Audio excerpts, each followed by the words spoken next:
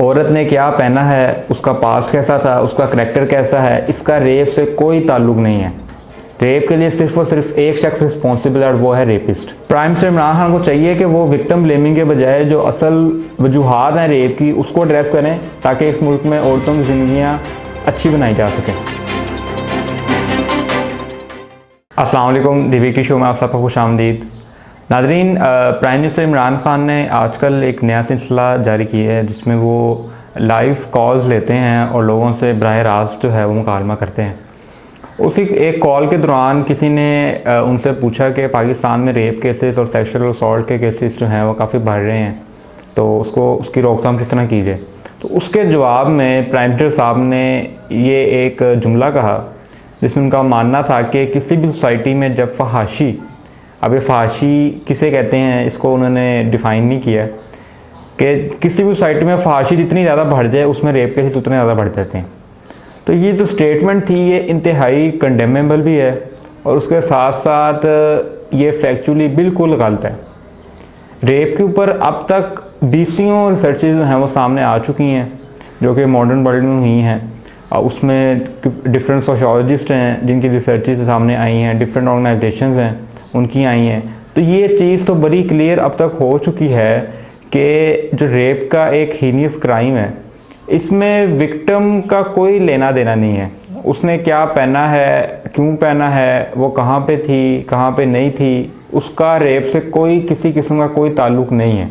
ये सिर्फ़ और सिर्फ जो इसका कोई रिस्पॉन्सिबल है तो वो रेपिस्ट है, उसके अलावा दूसरी या तीसरी कोई चीज़ इसमें नहीं है जिसकी वजह से रेप होता है। इसके बारे में मैं आपको थोड़ी तारीफ़ भी बता दूं, क्योंकि ये जो रेप का क्राइम है ये कोई नया नहीं है, ये इंतहाई पुराना क्राइम है और पुराने दौर अदवार में भी ये हुआ करता था। लेकिन तब चूँकि इस हवाले से रिसर्च का जो एलिमेंट था वो बड़ा मिसिंग था और इसके ऊपर ज़्यादा तहकीक नहीं की जाती थी कि इसकी वजूहात क्या हैं, तो उस टाइम मिडीवल एजिस में ये कहा जाता था कि क्योंकि औरत के कपड़े इस तरह के हैं या वो बाहर निकली है, उसने प्रोवोक किया है मर्द को जिसकी वजह से उसका रेप हुआ। तो ये एक फ़र्स्ट स्टेज जिसको हम कह सकते हैं जिसमें जो कॉज है रेप का वो औरत के ऊपर सारा डाला जाता था। लेकिन जिस तरह फिर साइंस ने तरक्की की, रिसर्च का जो है वो एनवायरनमेंट पैदा हुआ, तो 19वीं और 20वीं सदी में जब रिसर्च सामने आई तो उसमें ये चीज़ सामने आ चुकी थी कि जो भी रेप होता है ये सिर्फ़ और सिर्फ जो रेपिस्ट है उसकी सेक्सुअल फ्रस्ट्रेशन की वजह से होता है,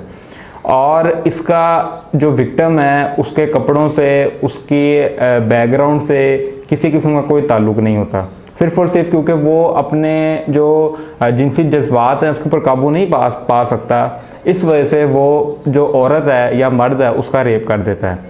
लेकिन अब इसके अंदर भी काफ़ी ज़्यादा जो है वो एडवांसमेंट आ चुकी है और अब की जो रिसर्चेज हैं वो ये कहती हैं कि जो रेप का अमल है वो सिर्फ़ और सिर्फ इस वजह से होता है कि जो रेपिस्ट है वो अपनी पावर एक्सरसाइज करना चाह रहा है किसी दूसरे शख्स के ऊपर, अपनी डोमिनेंस का इजहार करना चाह रहा है। वो जो उसके अंदर एक, क्योंकि in most of the cases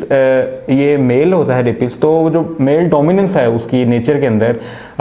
वो जो पावर है उसकी जो वो दिखाना चाह रहा है दूसरे शख्स के ऊपर, ये एक बहुत बड़ी वजह है। सेक्सुअल फ्रस्ट्रेशन जो है वो बड़ी वजह नहीं है। जो अब की रिसर्चेस जो हैं, जो थर्ड इसको हम अगर स्टेज कह लें जिसमें ये चीज़ जो सबसे बड़ी वजह है, कॉज है रेप का, वो ये सामने आया है। पाकिस्तानी कॉन्टेक्स्ट के हवाले से मैं अगर कुछ फैक्ट्स आपके सामने रखूं तो साहिल एक ऑर्गेनाइजेशन है जो कि चाइल्ड सेक्सुअल अब्यूज़ के ऊपर काम कर रही है। उनकी एनुअल रिपोर्ट में ये बताया गया है कि जो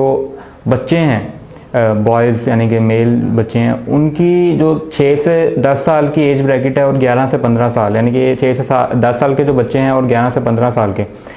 इन बच्चों में जो इनकी ये ज़्यादा वल्नरेबल हैं कि इनका रेप किया जा सके पाकिस्तान के अंदर। तो ये अब ज़्यादातर वो बच्चे हैं जो कि मदरसों में पढ़ रहे हैं या स्कूल्स में पढ़ रहे हैं। तो इन बच्चों को किस तरह के कपड़े जो हैं आप पहनाना चाहते हैं कि इनका रेप ना किया जाए, या ये ऐसे कौन से फहश कपड़े पहने हैं जिनकी वजह से इनका रेप किया जा रहा है। उसके अलावा सिर्फ बच्चों का ही नहीं, आप अगर देखें तो कुछ ऐसी न्यूज़ सामने आई हैं पिछले कुछ दिनों में जिसमें सबसे पहले ये है कि एक टीनेजर ने एक चिकन यानी कि मुर्गी का जो है सेक्सुअल असॉल्ट किया। उसके अलावा एक और न्यूज़ ये है कि लाहौर में एक टीनेजर ने एक बिल्ली के बच्चे को रिपीटेडली रेप किया। फिर एक न्यूज़ सामने आई थी कि सिक्योरिटी गार्ड ने पालतू जो कुत्ता होता है उसको शेखुपुरा में रेप किया। फिर एक फैमिली प्रोटेस्ट कर रही है कि उनके गधे के साथ जो है वो गैंग रेप किया गया। तो इन चीज़ों से ये चीज़ जो आपने अभी न्यूज़ मैंने आपको बताई है, इन चीज़ों से बड़ा क्लियर है कि कपड़ों से जिनको आप फहश कह रहे हैं और इसकी भी कोई डेफिनेशन नहीं है, एक सब्जेक्टिव टर्म है, इन चीज़ों का रेप से कोई ताल्लुक़ नहीं है। और उसके अलावा पाकिस्तान में मेजॉरिटी ऑफ द केसेस जो हैं रेप के, जो कि ये कहा जाता है कि लड़कियां बाहर क्यों निकलती हैं, इस टाइम क्यों निकलती हैं, तो मेजॉरिटी ऑफ द जो रेप केसेस हैं वो जो सेफ़ प्लेसेस हैं उनके लिए, जो घर हैं या उनके रिलेटिव्स के घर हैं या ऑफिस हैं, वहाँ पे होते हैं जहाँ पे वो अपने आप को सेफ़ जो है वो फील करती हैं। उसके अलावा मेजॉरिटी ऑफ द केसेस जो हैं उसमें जो रेपिस्ट होता है वो रिलेटिव होता है, और 80% ऑफ द केसेस ऐसे हैं जिसमें बिल्कुल डायरेक्ट रिलेशन होता है, मतलब कि फ्रीक्वेंटली मिलना होता है। तो इन चीज़ों से ये बड़ा क्लियर है कि ना तो रेपिस्ट कोई आउटसाइडर होता है मेजॉरिटी ऑफ द केसेस में, जो कि आपको देखा है आपने कपड़े इस तरह के पहने हुए थे तो वो एकदम प्रोवोक हो गया और उसने जो है आपका रेप कर दिया। ये जो रेप का अमल होता है ये कभी भी ये नहीं होता कि इंस्टेंटली किसी ने एकदम किसी के दिन में ख्याल आया और उसने रेप कर दी। ये प्लान होता है, उसको पता होता है रेपिस्ट को कि मैंने इस ख़ातून का इस टाइम, इस दिन, इस वक्त रेप करना है। सारी प्री प्लानिंग होती है, तो इसका कोई ताल्लुक़ नहीं होता कि उस दिन उसने कौन से कपड़े पहने होंगे। उसने जो से भी कपड़े पहने होंगे उस दिन अगर उस रेपिस्ट ने ये सोच लिया कि उसका रेप होना है तो वो होना है। तो इन चीज़ों को, इन फैक्ट्स को हमें सामने रखते हुए जो है बात, कोई भी स्टेटमेंट देनी चाहिए कि इतने सेंसिटिव टॉपिक के ऊपर हम अपनी जो अवाम है उनकी जो ज़हन साजी किस तरह से कर रहे हैं, और इन चीज़ों को मद्देनज़र रखते हुए ही हम कोई भी पॉलिसी जो है वो मुरतब कर सकते हैं। कॉजेज़ ऑफ रेप की अगर बात करें तो ये नॉर्मली तो सोसाइटी वेरी करती है कि आप कौन सी सोसाइटी के ऊपर बात करना चाह रहे हैं। तो पाकिस्तान के कॉन्टेक्स्ट में अगर बात करें तो वैसे तो छोटी मोटी काफ़ी वजूहात हैं, लेकिन अगर एक बहुत अहम वजह है तो वो यहाँ पे सेग्रीगेशन ऑफ जेंडर्स है, जो कि एजुकेशन इंस्टीट्यूट्स में छोटी उम्र से ही स्टार्ट हो जाती है। इसका नुकसान क्या है? इसका नुकसान सबसे बड़ा ये है कि इसकी वजह से औरत जो है वो एक ऑब्जेक्ट बन जाती है मर्द के लिए। वो समझता है कि उसका सिर्फ एक ही फंक्शन है और वो भी शादी के बाद बच्चे पैदा करना है, उसके अलावा उसका कोई फंक्शन नहीं है। इसलिए जब भी वो सड़क पे या किधर भी वो देखता है तो उसके ज़हन में सिर्फ वही चीज़ आती है जो कि उसको बताई गई है, उसको फीड की गई है, और वो सिर्फ एक ऑब्जेक्ट के तौर पर औरत को देखता है। तो ये ऑब्जेक्टिफिकेशन ऑफ जो वुमेन है ये एक बहुत बड़ा कॉज है, और ये अक्सर जो है इसकी वजह से लैक ऑफ कंसेंट भी पैदा होता है कि मर्द को ये पता नहीं होता कि औरत का कंसेंट कितना अहम है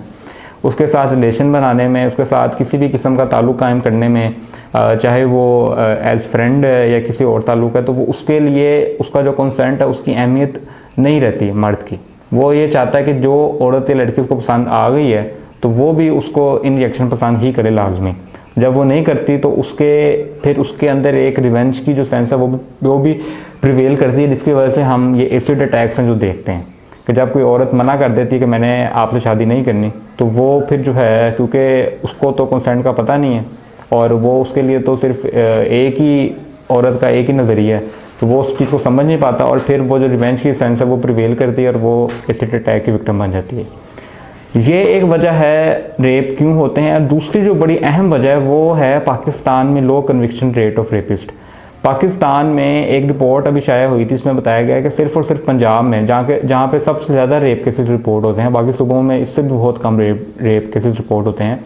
सिर्फ पंजाब में पिछले 6 सालों में जो रेप का कन्विक्शन रेट है वो सिर्फ और सिर्फ 0.3% है। यानी कि 1% से भी कम, अगर 100 लोगों का ट्रायल चल रहा है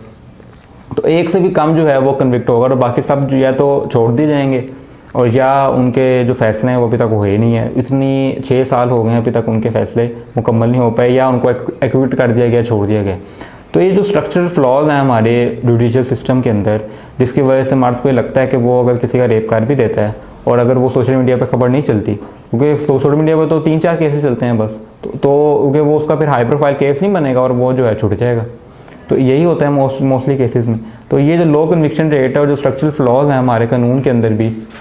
जो कि बड़ा फैसिलिटेट करते हैं रेपिस्ट को, और सारा बर्डन ऑफ प्रूफ जो है वो विक्टिम के ऊपर चला जाता है, इसकी वजह से भी ये मसला जो है बहुत ज़्यादा जो है वो सेंसिटिव बन चुका है और जिसका हल जो है वो नज़र नहीं आ रहा। तो हम आखिर में सिर्फ़ और सिर्फ प्राइम मिनिस्टर इमरान खान और बाकी जितनी भी गवर्नमेंट अथॉरिटीज़ हैं उनको यही मैसेज देना चाहेंगे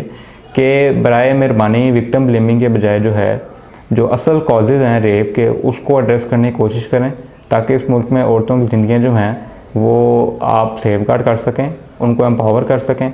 और उनकी ज़िंदगियाँ बेहतर बना सकें, ताकि वो जब उनकी अपनी ज़िंदगियाँ बेहतर होंगी तभी पाकिस्तान की जो फ्यूचर जो उनके साथ जुड़ा हुआ है वो बेहतर हो सकेगा।